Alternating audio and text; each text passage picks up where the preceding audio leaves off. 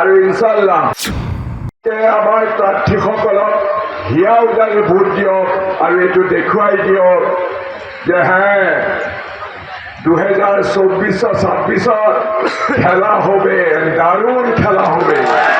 আমরা সবাই তৈরি আছি।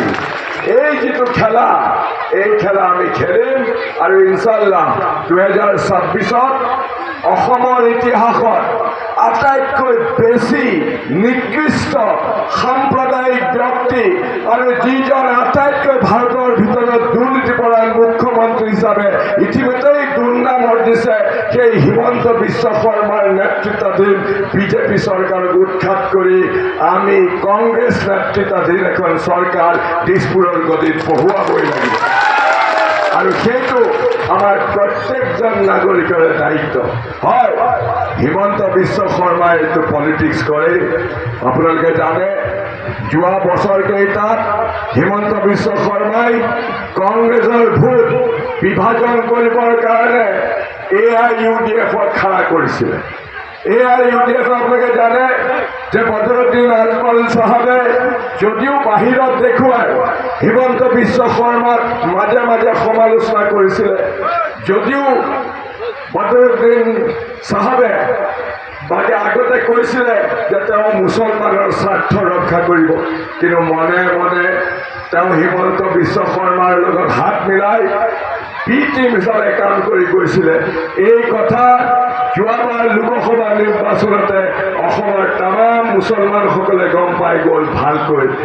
আপোনালোকে জানে যে মোৰ বিৰুদ্ধে AIUDF-এ লোকসভাৰ সদস্যৰ কাৰণে AIUDF-ৰ পৰা আমিনুল ইছলাম চাহাবক উঠালে, ধিং সমষ্টিৰ MLA, আৰু AIUDF-ৰ আমিনুল ইছলামৰ কাৰণে প্ৰচাৰ কৰিবলৈ বদৰুদ্দিন আজমল চাহাবে গুৱাহাটীৰ পৰা ডেইলি এখন হেলিকপ্টাৰ উঠি পেলাই ৰূপহীত মিটিং কৰিলে, সামগ্ৰীত মিটিং কৰিলে, ধিঙত কৰিলে, লাহৰীঘাটত কৰিলে আৰু মিটিং কৰি পেলাই তেওঁ মুছলমানসকলক য'ত একেবাৰে মুছলমান আছে অন্য নাই চৰ চাপৰিত গৈ পেলাই তেওঁ কৈছিলে, আমিনুল ইছলাম লগত গৈছিলে, গৈ পেলাই কি কৈছিলে যে প্ৰদ্যুৎ বৰদলৈতো এটা হিন্দু মানুহ, মইতো এটা মুছলমান মানুহ, গতিকে মুছলমানে মুছলমানক ভোট দিব লাগিব আৰু মিয়াসকলে আমিনুল ইছলাম মিয়া, গতিকে মিয়া ভাষাত আমিনুল ইছলামক জিকাই পেলাই মিয়া ভাষাত তেওঁ ভাষণ দিব পাৰ্লিয়ামেণ্টত। এইবিলাক মই মিছা কথা কোৱা নাই, এনেধৰণে তেওঁ প্ৰচাৰ কৰিছিলে। আৰু এই যে বদৰুদ্দিন আজমল যিখন হেলিকপ্টাৰত উঠি নগাঁও লোকসভা সমষ্টিত এই প্ৰচাৰ কৰিবলৈ আহিছিলে, আমাৰ হাতত কাগজ আহি পৰিলে। সেই হেলিকপ্টাৰখন হিমন্ত বিশ্ব শৰ্মাই টকা দি পেলাই ভাড়া কৰি আমাৰ বদৰুদ্দিন আজমলক দিছিলে।